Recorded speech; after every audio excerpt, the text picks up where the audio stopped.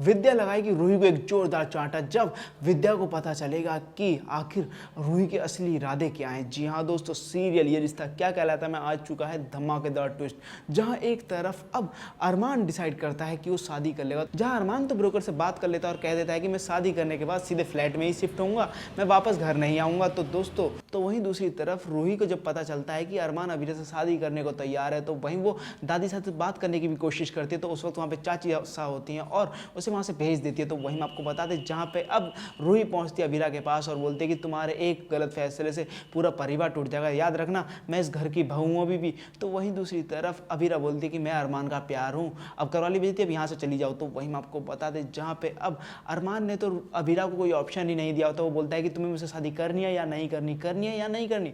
तो अबीरा बोलती है कि हाँ मुझे करनी है तुमसे शादी। तो वहीं जहाँ पे अब अबीरा कन्विंस करने की कोशिश कर रही है अरमान को कि मुझे फैमिली भी चाहिए और घर भी चाहिए, मुझे अपनी फैमिली के साथ रहना है।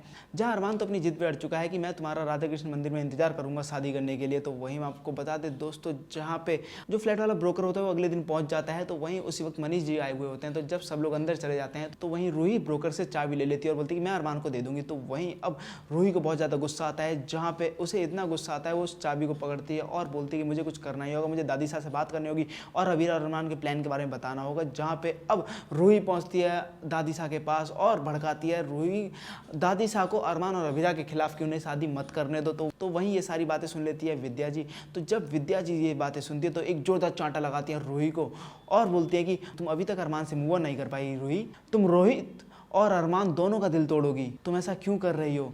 अरमान और अबीरा को शादी करने से क्यों रोक रही हो? आखिर उनके बीच में अड़चन क्यों बन रही हो? रोहित दे तो रहा है तुम्हें तुम्हारी शादी का मौका, उसके साथ खुश क्यों नहीं रहती हो? तो वहीं अब जहाँ पे मनीष जी भी आए हुए होते हैं, तो अब ऐसे में मनीष जी क्या रूही को अपने साथ वापस अपने घर ले जाएंगे? आपको क्या लगता है? और क्या विद्या जी ने रूही के साथ बिल्कुल ठीक है? तो मैं ज़्यादा से ज़्यादा कमेंट करो, साथ ही साथ से लेटेस्ट अपडेट आने के लिए मेरे चैनल को सब्सक्राइब करना ना भूलें।